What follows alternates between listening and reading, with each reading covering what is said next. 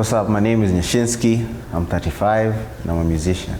My name is Dr. William Witty. I am 38 years old. I work for GlaxoSmithKline as a global medical director. My name is Chief Nyamoya. I'm 34 years old and I'm an animator and storyteller. My name is Kennedy Odede. I'm the founder of Shofco. Hi, my name is Jibril Blessing. I'm a video director, cinematographer, and an entrepreneur. My name is Ravi Patel. I'm 39 years old and I'm the CEO and founder of Subati Group Limited. Well, I was in it first, then I stopped for many, many years. Then I came back to it. By it, I'm talking about music, you know.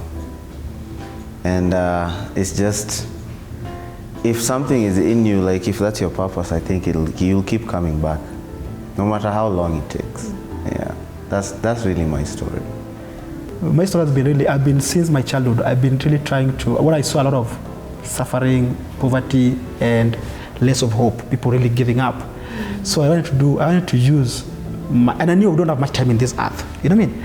And the world is full of people for themselves. So what can you use for yourself to give out to the community? It means that you can count that you didn't waste your time in this earth. I come from a very humble background. My parents died when I was 9 years old. I went to the street for 5 years. I got adopted by a Congolese pastor that helped me through to become who I am. I was a dancer in the church, and then after dancing I went to singing, and then after singing I started producing, and then after producing I went into videography, which was my break story when I started doing video. In the transition of our gospel music, they used to have very bad videos, so I was in that transition of giving HD videos to that. I went to the school in abroad and then came back and got an opportunity to direct Churchill Show. And then after that, the rest is history, and I keep on looking at what more can I do. So 3 years ago, I started a company building headphones and earphones, the first Kenyan company that built earphone, headphone, and sound, because I had a lot of experience in sound. And yes, which is called Pace Limited, and it's doing quite well. I followed all the things that my parents said: work hard, you know, get a career. I became a lawyer, simultaneously studying accounting during the day. I wanted to, you know, like run up the corporate ladder, do the rat race as everyone else. But I had the misfortune of graduating in 2007, which was 2007, 2008, that period of violence that we experienced in Kenya. And I graduated into a wasteland. And all of a sudden, you know, I was a graduate with papers and a country that didn't know what to do with me. So I had to work overtime thinking about how to find a new place, and there were so many other abilities that had laid unexplored, and I began to explore these things, and that exploration included doing things such as Toastmasters, you know, learning how to tell stories, learning how to express myself. That involved, you know, visiting local hubs, places like the Kuwana Trust, places like the Go Down Arts Center, and slowly I got lured away from you know what I'd been trained for, and I became an artist. I reinvented myself, began to find friends who were more technically inclined with animation. I met my friend Hatu, who just graduated from Cape Town, and you know, this is how I ended up growing in that direction, and you know, never looked back since.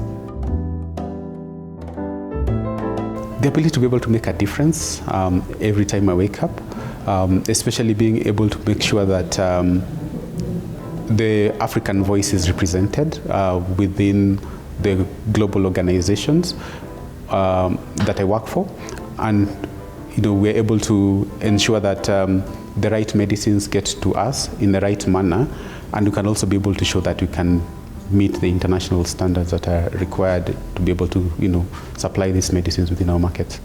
Love for what I do, love for who I do it for. You know, I think that's the underlying thing. Yeah. I think initially it was actually breaking into the stigma that, you know, the younger generation can't really do farming. It's mainly reserved for the older generation. So that was one, and actually, you know, making a success out of it was something else. And then over the years, the drive has changed from from trying to make a success of the business to now more subtle things that actually matter more in terms of, employing more women, employing more people, and yeah, creating opportunities for the country. My calling, that's what I'll say. Yeah, which is to link people to their destiny, whereby every day I need to be able to, how many lives have I touched or linked them to their destiny? What drives me? I don't want to be bored. Boredom is the closest living equivalent to death. And that's really my driving force. I want to wake up every day with a sense of excitement, a sense of mission, and I want to infect everybody else who I encounter with this. Even if it's not with words, even if it's with a smile. But ideally, I usually do it with stories and animations and films and digital media. I get driven by people. People that I meet, and every time I feel like I'm gonna give up, I meet someone, their stories is amazing. When you listen to human being stories, they drive. So when I'm feeling down, I will read some books, I will talk to people, and I just feel really driven.